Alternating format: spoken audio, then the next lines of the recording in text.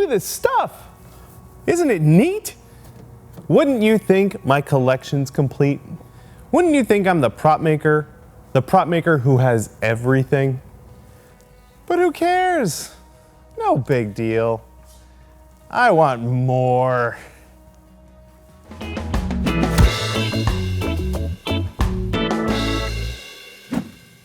Hey there, fellow maker. Bill here. Welcome to the shop. Today we're talking about one of my favorite subjects, tools. Specifically, the sort of tools every prop maker should own. Of course, this won't be an exhaustive list, but I do want to give you some pointers on what sort of tools you should buy first. You can start by deciding which materials you have access to or what you can afford, and then figure out which tools you'll need to manipulate those specific materials. So for example, if all you can get your hands on is cardboard or foam core, then all you really need is something like an X-Acto knife and maybe some hot glue.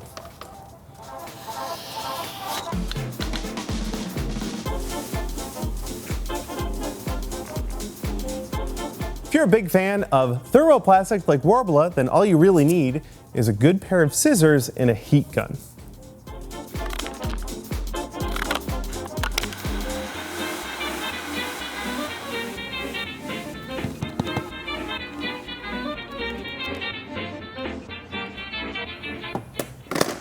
Now, if you want to do a lot of electronics, you can get away with just using electrical tape and hot glue for a while, but eventually you're going to want to invest in a good soldering iron.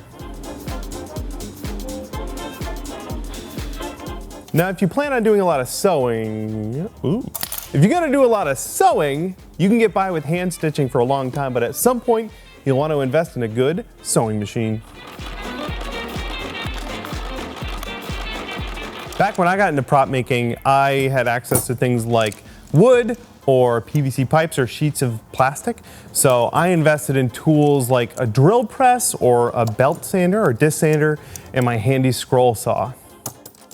If you can afford all the best tools in the world, then I recommend buying the best tools that you can get your hands on.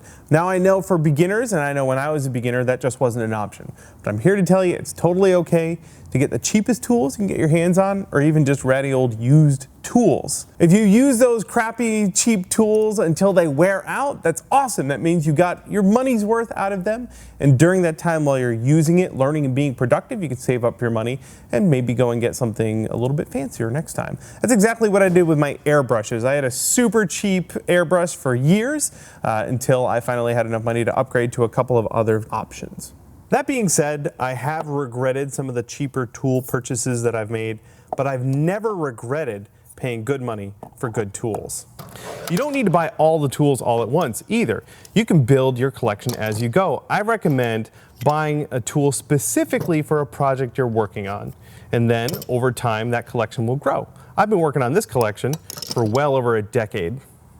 Also remember that you can find used tools for really cheap or even for free on Craigslist or eBay, or look at local estate sales for a good deal. Also, you can rent tools. So if you need a really expensive tool but you only need it for one project, consider renting it. Along with renting time on, let's say, a CNC cutter or a laser cutter or even a 3D printer. Look at your library or local makerspace. Odds are good that they've got the big power tools you need, and you can often use them for free. Also, if you need 3D printing done or laser cutting, there are services online like Pinocchio or Shapeways where you can send them your files and they'll print them or cut them for you, for a fair fee. And finally, remember that you and your friends could all get together, share your collective tools, and upgrade everyone's game together. And remember, you don't need the most advanced tools to make really amazing props and costumes, but some tools do make your work more accurate and a lot faster. Without further ado, here is my list of tools every prop maker should own. This isn't an exhaustive list. I tried to keep it pared down just to tools you would use for making hand props or human-sized costumes. I'll probably miss something too, especially if that something is one of your go-to tools. Please list it down below in the comments so that we can all learn and grow and spend some money. Okay, here we go. The most important tool you can buy is the tool that keeps you safe. So you always want to make sure you have something to keep your eyes safe, especially around power tools. You want to make sure that your hearing is protected, again, especially around those power tools. The most important safety gear you can have is your respirator to protect your lungs. This will keep dust out of what you got going on up here. Just make sure you get the appropriate respirator filters, especially if you're working with any noxious chemicals like contact cement. Something you want to start with is a good hobby knife. There are a lot of different varieties. You'll find out what your favorite is. You want to make sure you have plenty of replacement blades and a good sharpener to keep this blade nice and fresh. You're also going to need to do some measuring. So a metal ruler will treat you well for years, or these nice see-through ones with a metal edge for cutting. Also, of course, if you're doing a lot of fabric stuff, one of these flexible rulers is a must. If you're doing a lot of sewing, you will need, at the very least, a needle and thread. You could also buy a beginner kit that comes with most of the stuff you need, like a seam ripper. Another super useful tool is the cutting mat, especially if you're working like on a kitchen table or something, you don't want to get all damaged.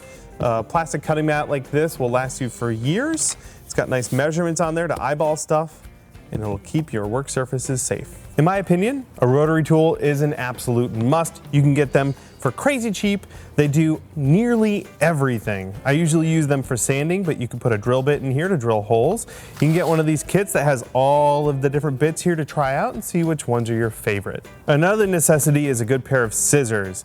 I use these guys a lot for most things, but for fabric, we got these pretty decent fabric shears, and they are only used for fabric. A lot of prop work is going to require some kind of screwdriver, so I recommend you buy a set, or buy a lot of sets.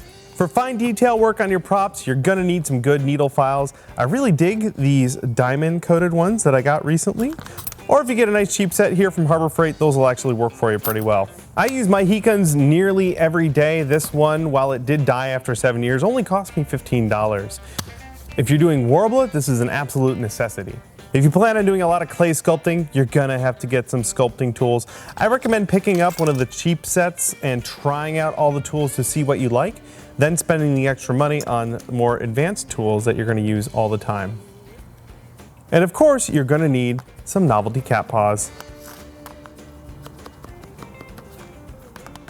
At some point, you will need a handsaw. It's hard to beat a good coping saw, and I really like this pull saw, also known as a bear saw. Pliers are absolutely indispensable. I recommend at least getting a good pair of needle nose pliers, or you can get a whole set, including some nippers if you need to do some cutting. A hot glue gun is totally indispensable, especially for really quick work you need to tack something together fast. They don't all look this dirty. This one's been around the block. I should give them the clamps? Sometimes you just gotta get your clamp on, and these things are fantastic.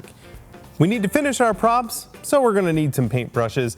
Just like the Dremel, I recommend getting the basic set of brushes, play with them a bunch and see which ones are your favorites, and then you can buy better versions of those brushes. You will need some kind of writing implement. Sharpies are fantastic, and these white ones are even better, especially for drawing on stuff like dark foam. For costumes, having some sort of form to pattern and test that costume on is incredibly useful. You could buy a dress form or some sort of mannequin, or you can make your own, either using plaster bandages or this super cheap duct tape dummy. If you get as excited about tool shopping as I do, then you're gonna wanna head over to punishprops.com. I have a page with all the tools I use. Those are all Amazon affiliate links, so if you use them, we get a tiny cut, and I appreciate that. You'll also find our web store over there if you want to get one of our books, plus links to other wonderful free content to help you out on your prop making journey. Also, we have free blueprints and we have links to our Patreon campaign if you want to help us make these videos. Thanks for checking that stuff out. Let's look at some more tools. So that's what I would consider the required list, especially if you're just getting started. But when you're ready to level up your game, I've got some other tools you should consider picking up when you have the space and money for them, starting with a bandsaw. This here is Job of the Cut. I picked this guy up used for 75 bucks and it has treated me well for years. You can use your rotary tool to drill all day long, but if you're ready to get a more specialized tool, you can get a hand drill like this fella here. Or if you're ready to get the big guns, you can level up to a drill press. The bungholer. You can get away with turning very small things with your hand drill, but if you want to turn anything really big, you're gonna have to get a lathe. Most of the time you can get away with something like this cheap little woodworking lathe, but if you wanna do really technical stuff, you're gonna have to get a metal lathe, starting with this little fella right here. When you're ready to level up your painting game, you're gonna wanna get yourself an airbrush. These things are indispensable, and there's some finishes you can only get with an airbrush. If you're gonna be a prop maker, you gotta get comfortable with sanding, and nothing removes material better than a good disc sander, belt sander combo, and I really dig this 1-inch wide belt sander for more fine detail work. Like I said before, if you do a lot of electronics, you're gonna want a good soldering iron. Now you can get a really cheap one, but believe me, the more you spend on a good soldering iron, the better your experience will be. In fact, I'm probably gonna upgrade this guy pretty soon. Another tool worth spending the good money on is a sewing machine. We've had this guy for years. It's treated us really well. If you do a lot of silicone molding and resin casting for your prop work, it is totally worth getting both a vacuum chamber and a pressure pot. This extracts the bubbles from your silicone when you're making your mold, and this compresses the bubbles in your resin when you're casting your parts. If you've got some money burning a hole in your pocket and you really want to level up your prop making game, you could invest in a 3D printer, a vinyl cutter, or a laser cutter. In fact, 3D printers and vinyl cutters are coming down in price like crazy. For some reason, laser cutters are still expensive, but I still bought one. As I reflect on my collection of tools, I tried to think of what were 3 things that I wish I had bought right away once I got them. And those 3 things were bamboo skewers, which Adam Savage has been singing the praises of for years, and I only just picked some up in the last month or so, plus an airbrush. I wish I had purchased one of those right away, along with a bandsaw. That thing is awesome. I have 3 of them now and I use them every day. Now I know my collection is vast, but remember that I've been building it for 15 years maybe, and I started really, really small. I started with just hand tools, and after a decade of collection, now it's at this point where it's robust and I have some really fancy stuff. But you can still make really amazing props with just minimal tools. That is my list of tools every prop maker should own. Of course, your situation may be different, so you can pick and choose the best stuff for you. And if I missed anything, especially one of your go-to tools, please leave that down in the comments below so that we can all learn and share. That's all for today's video. Thank you so much for checking it out. If you have a friend who's getting into prop and costume making, please share this video with them. Hopefully it'll help them buy the right tools they need to get them started on their prop making journey. I'd also like to thank our patrons for all of their wonderful support so that we can work in this amazing workshop here. And if you want to join in on the fun and get access to behind the scenes vlogs, early access on our build videos, and extra credit videos for all of our build videos, you want to head over to punishedprops.com? No, you want to head on over to patreon.com/punishedprops. Thanks again so much for the help, and I'll catch you in the next build. Boop, boop, boop. Like a seam ripper. It got violent, I don't know. I don't know what I was thinking. Wow, that whole thing shook. Don't fall. Don't fall. Nailed it.